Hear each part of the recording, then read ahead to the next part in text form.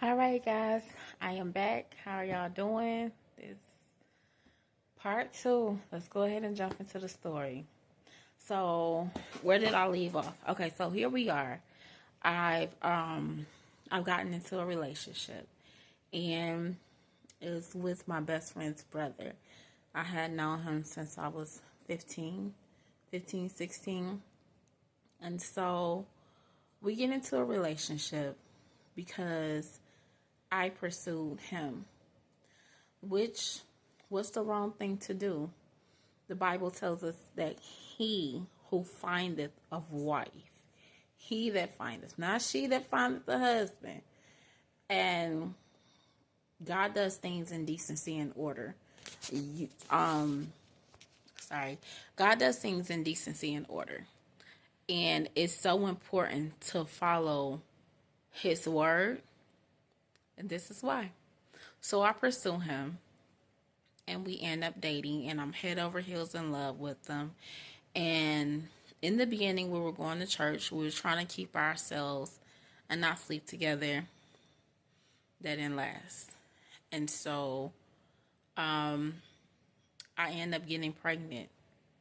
Like a few months later, I end up getting pregnant. And I was so shamed. I just felt terrible because I'm like, God, you taught me better than this. You know, I'm not married. I wanted to be married, but I wasn't, and I was pregnant.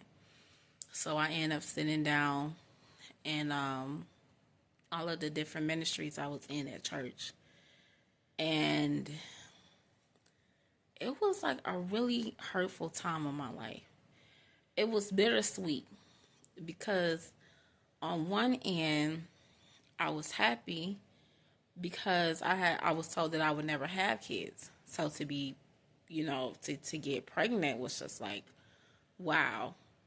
But I was out of the will of God, and I really love God. So it really hurt me and bothered me because I'm like, how could I do this? Like, you've been the only one, God. You've been the only one dear. Like, how could I do this? And then I got this family being negative, and my aunt is just like, just saying all type of negative stuff, telling me it was stupid and how I was wrong and no good and all of this. And at this time, I'm in my own apartment. I am no longer in their house. I am in my own apartment, and I'm just feeling just, I would lay on the floor in my apartment and just cry. I'll be playing the song William Murphy, Amazing God, Amazing King, and I'll just be bawling my eyes out. And so I tell my child's heart, I tell him I was pregnant, and he gave me a hug. He wasn't mean. I can't say that he wasn't mean or anything. He gave me a hug, and he was like, it was going to be okay. And I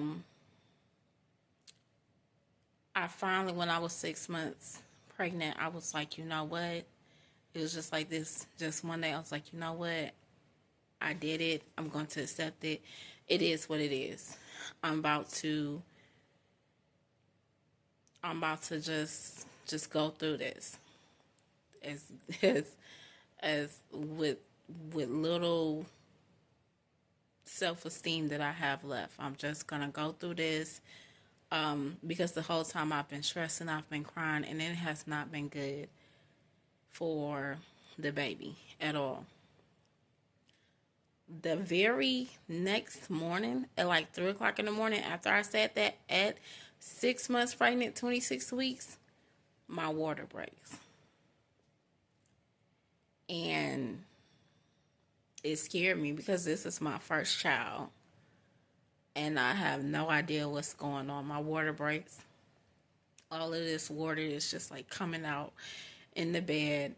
I'm waking her dad up. He was asleep beside me. I'm like, what? Like, so I called the doctor. The doctor tells me to get to the emergency room immediately.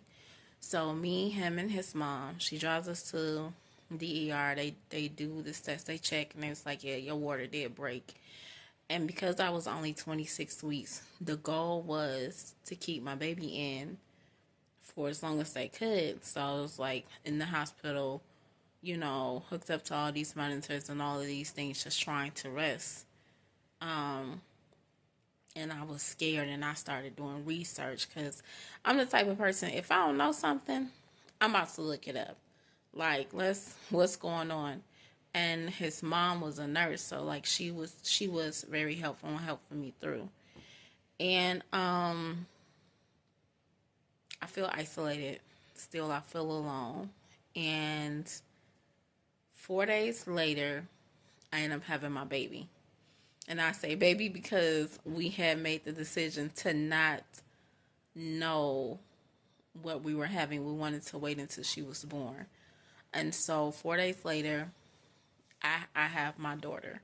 I'm like 27 weeks because I had just, no, 26 weeks, yeah.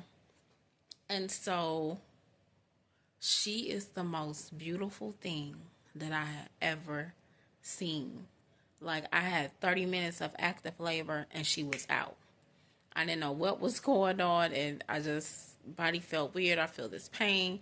30 minutes later, I have a baby, and so it's like 20 people in the room of nurses, doctors, like just all of that. And I see her, and she has her eyes open. Like, even though she's only 26 weeks, she has her eyes open, and she is just like so beautiful. Like the most beautiful thing I ever saw. And they rushed her off. And they had to put her, they rushed her off. And I start crying because I had her by myself. He wasn't there. Her dad was at work. He's like, I had called him earlier that day. I was like, I feel like I'm going to have this baby. Like, I don't know, but I just have this weird feeling that something is happening today. He was like, just tell yourself you're not going to have this baby. And I'm like, okay, crying, I'm not going to have this baby. But baby came. So I had her by myself. And about an hour later, they got there. And now during the 6 months that I was pregnant, around the 5th month or so, they told me they seen something that it looked like my daughter was going to be born with club feet. And I had never heard of that. Didn't know what it was, like what. And so, she was born with club feet. She was born with a club foot, to be exact. And she came out weighing 1 pound and 14 ounces. And I cried. I cried because I felt like her being born early and being born with that was my punishment for having this baby out of wedlock. And I began to question God. Well, like, so-and-so was in the church and they had their baby out of wedlock and their baby was fine, and this person and their baby was fine. God, why me? Like, I know I messed up and I'm sorry, but why my baby? And so I was just praying. I really got to see a different side of birth. Most of the times, people have their baby, and a few days later, women have their baby, and a few days later they come home and they start life. But there's another side, and that's the NICU. Women have their baby, and their babies have to go to a NICU. And you are around the clock calling and checking on your child, pumping and bringing milk to the hospital, and just all this different side that nobody really knows or talk about. And I was really even more so depressed during this time. I'm going to stop right there for today. And we're going to pick this up tomorrow because it's a little heavy.